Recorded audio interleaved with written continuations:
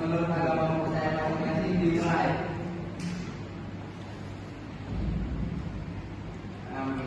Sudah selesai. Sebelum masuk materi kali ini, Ibu ingin mengulang kembali nih materi sebelumnya itu deskripsi. Ada yang masih ingat nggak deskripsi apa? Buka Bu. Jadi teks deskripsi itu jenis tulisan yang bertujuan untuk menggambarkan atau menjelaskan suatu objek, tempat, atau situasi secara rinci. Selanjutnya hari ini kita masuk ke teks prosedur. Ada yang tahu nggak teks prosedur itu apa? Ada yang tahu ya? Langkah-langkah berarti Cara membuat apa? Ya, jadi teks prosedur itu teks yang berisi arahan atau langkah demi langkah yang memberikan instruksi untuk melakukan atau mengerjakan sesuatu. Kemudian ada tujuan teks prosedur. Tujuan teks prosedur itu memberi petunjuk cara melakukan suatu pekerjaan dengan menggunakan material atau metode yang detail, misalnya itu cara masak sup, masak nasi goreng, dan lain sebagainya. Kemudian ada ciri-ciri teks prosedur. Yang pertama ada mengandung kata kerja aktif. Jadi di dalam teks prosedur ini harus menggunakan kata kerja yang aktif. Kemudian yang kedua boleh dikatakan ya bersifat universal alias setiap orang dapat mengertinya. Ya benar. Jadi di dalam teks prosedur itu harus universal bahasanya agar orang yang ingin mencari tahu itu bisa mengerti secara baik. Kemudian yang ketiga itu ada mengandung tahapan atau urutan kegiatan untuk melakukan sesuatu. Jadi urutannya itu jelas dari pertama sampai akhir.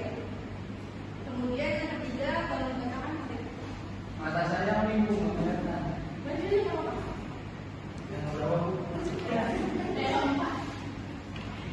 Menggunakan kata keterangan yang menetapkan rincian waktu, tempat, ukuran, dan sebagainya. Jadi di dalam teks prosedur itu harus jelas misalkan berapa mili yang diperlukan, berapa gram dan sebagainya. Yang kelima ada menggunakan kalimat minta, baik meminta atau melarang seperti tuakan, jangan, masukkan dan sebagainya. Yang terakhir itu ada kata kondisi atau hukum. Contohnya itu selanjutnya, setelah, lalu, kemudian dan sebagainya. Kaidah kebahasaan teks prosedur. Kalau dikatakan tidak. Oke, kaidah kebahasaan teks prosedur. Pertama ada kalimat perintah, kedua ada syarat dan larangan, ada menggunakan kata yang menandakan ukuran, yang keempat menggunakan pokok kalimat dengan batasan yang jelas. Kemudian jenis-jenis teks prosedur. Yang pertama itu ada teks prosedur cara membuat sesuatu. Jadi kita bisa membuat nasi goreng, membuat salad dan sebagainya. Yang kedua ada teks prosedur cara menggunakan alat seperti menggunakan alat musik, mesin cuci dan sebagainya. Dan yang ketiga prosedur melakukan suatu kegiatan. Contohnya itu cara menyalakan televisi, menghidupkan komputer. Yang selanjutnya ada kaidah kebahasaan teks prosedur. Yang pertama itu kalimat. Kalimatnya harus imperatif, deklaratif, dan interrogatif. Kemudian konjungsi. Konjungsinya itu ada persyaratan dan temporal.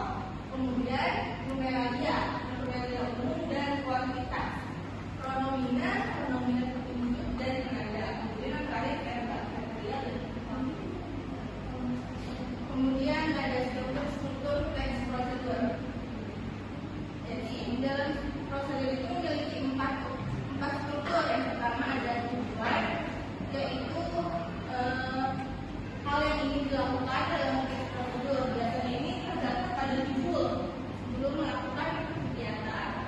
Kemudian ada material. Material ini biasanya menuliskan alat, bahan, atau hal yang perlu dipersiapkan sebelum membuat sesuatu. Kemudian langkah-langkah dan penjelasan sudah. Jadi kita coba lihat ya cara membuat sesuatu.